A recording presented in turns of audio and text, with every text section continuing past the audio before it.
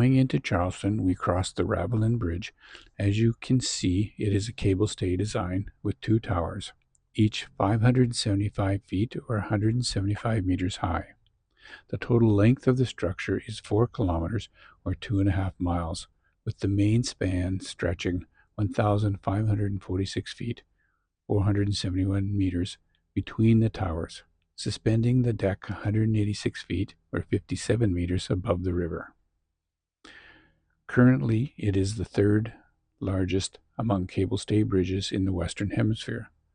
That is until the Gordie Howe Bridge opens in 2025.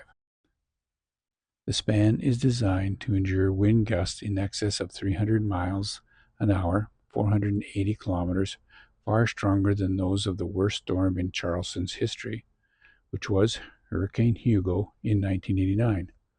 Engineers also considered the 1886 earthquake that nearly leveled Charleston. As you can see, we made the decision to go to the visitor center in downtown Charleston. It did not take us long to realize that this was not a wise decision, given the streets in downtown Charleston are very narrow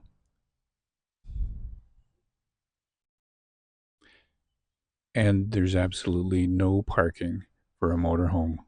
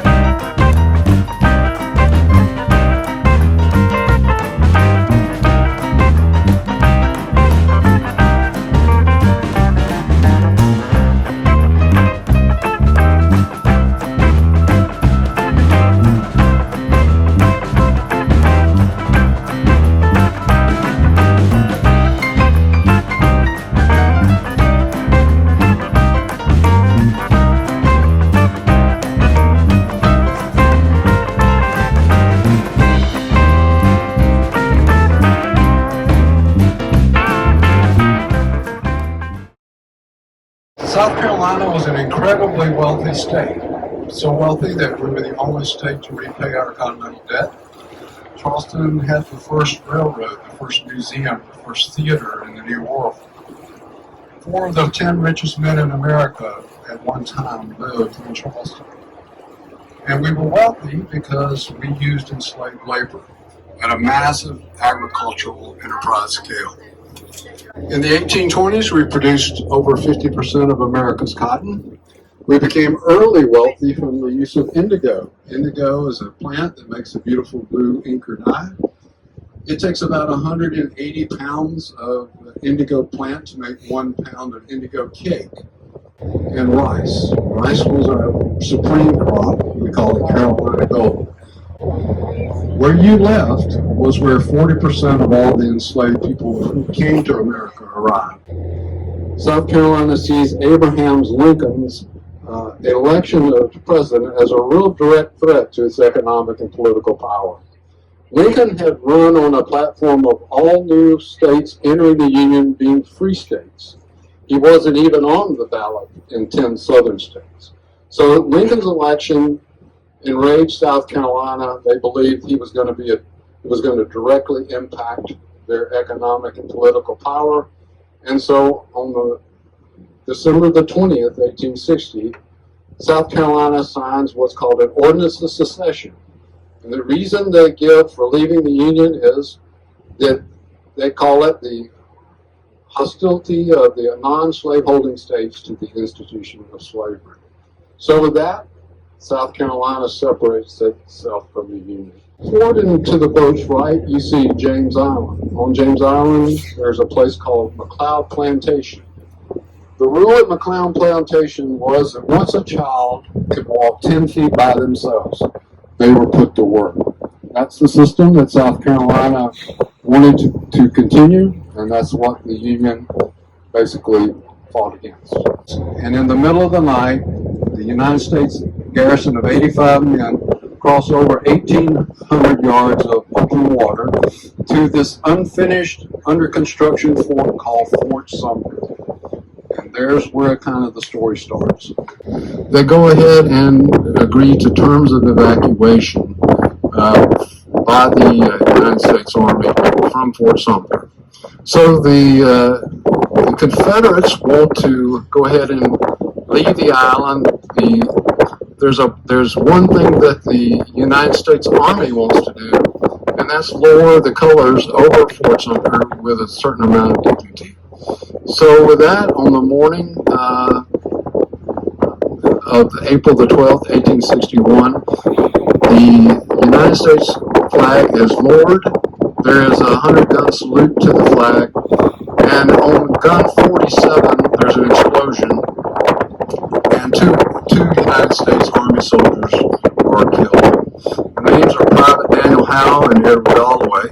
Both are Irish immigrants. 61 of these 85 men who've endured a bombardment are immigrants.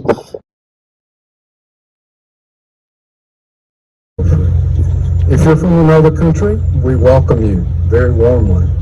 We come here as Americans and look at with really clear eyes about what slavery did or did not do for us. So we're delighted you're here. As for my fellow Americans, welcome to your Fort Sumter. Thank you.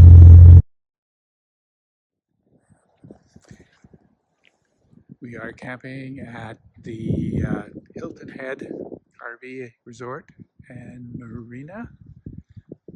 It is a very nice campsite. We are here until just about New Year's.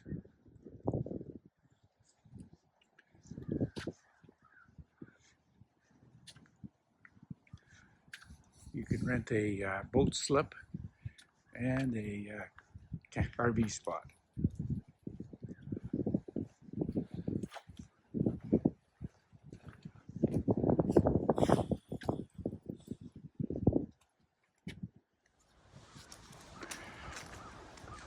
Love those trees, all that moss.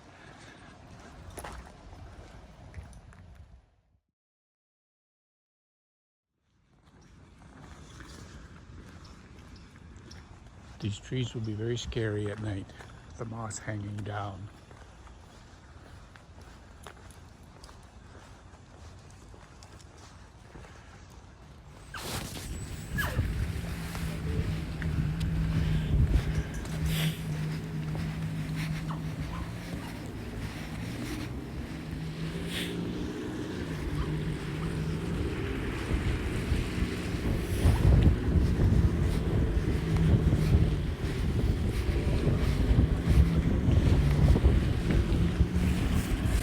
There's a lot of shells.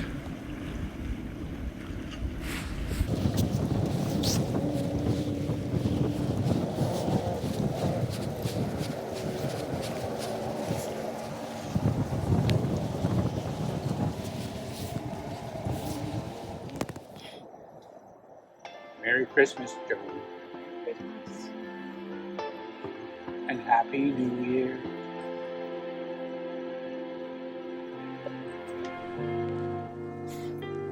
What year did it? 40 years ago? Probably full of it. Probably in the ditch. That was Christmas. Christmas Day.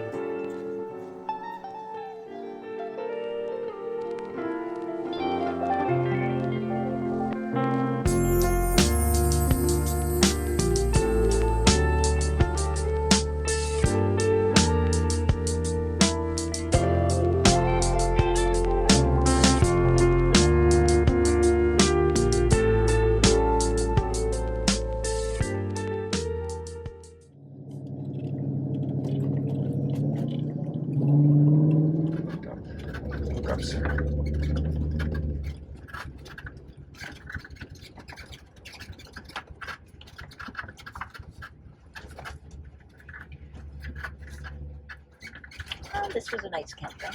It is a very nice campground. Too bad the weather wasn't really nice. It would have been nice, actually, I think, to have a meal up there. After 300 feet, turn right onto There's nobody in Jenkins that Island Road. office. A couple of boats out in the harbor.